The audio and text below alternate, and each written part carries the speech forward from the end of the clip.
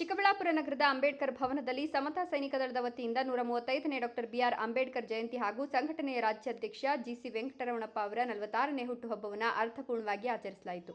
ಕಾರ್ಯಕ್ರಮದಲ್ಲಿ ಅಪಾರ ಸಂಖ್ಯೆಯಲ್ಲಿ ಸಮತಾ ಸೈನಿಕ ದಳದ ಕಾರ್ಯಕರ್ತರು, ಅಭಿಮಾನಿಗಳು ಹಾಗೂ ವಿವಿಧ ನಾಯಕರು ಭಾಗವಹಿಸಿದ್ದರು.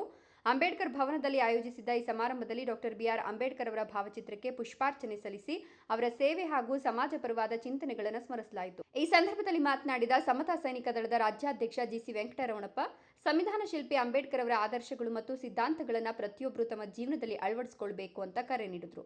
ತಾವು ಕಳೆದ 20 ವರ್ಷಗಳಿಂದ ಶೋಷಿತರ ಪರವಾಗಿ ಹೋರಾಟ ನಡೆಸ್ತಾ ಬಂದಿದ್ದು, ಅದರ ಫಲವಾಗಿ ಸಮತಾ ಸೈನಿಕ ದಳದ ರಾಜ್ಯಾಧ್ಯಕ್ಷ ಸ್ಥಾನವು ದೊಡ್ಡ ಜವಾಬ್ದಾರಿಯಾಗಿದೆ. ಅದನ್ನು ಸಮರ್ಥವಾಗಿ ನಿಭಾಯಿಸಿ ಎಲ್ಲರನ್ನ ಒಂದಾಗಿ ಸೇರಿಸಿಕೊಂಡು ಸಂಘಟನೆಯನ್ನು ಮತ್ತಷ್ಟು ಬಲಪಡಿಸುವ ಸಂಕಲ್ಪ ಹೊಂದಿದ್ದೇನೆ ಅಂತ ಹೇಳಿದರು.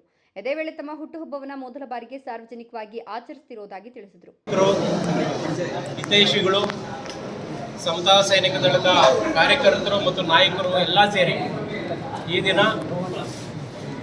ದಿನ ಬಾಬಾ ಸಾಹೇಬ್ ಅಂಬೇಡ್ಕರ್ ಅವರ 135ನೇ ಜಯಂತಿ ಹಾಗೂ ನನ್ನ ಹುಟ್ಟುಹಬ್ಬವನ್ನು 46ನೇ ವರ್ಷದ ಹುಟ್ಟುಹಬ್ಬವನ್ನು ಅರ್ಥಪೂರ್ಣವಾಗಿ ಬಾಬಾ ಸಾಹೇಬ್ ಅಂಬೇಡ್ಕರ್ ಅವರ ಭವನದಲ್ಲಿ ಮಾಡಿದ್ದಾರೆ.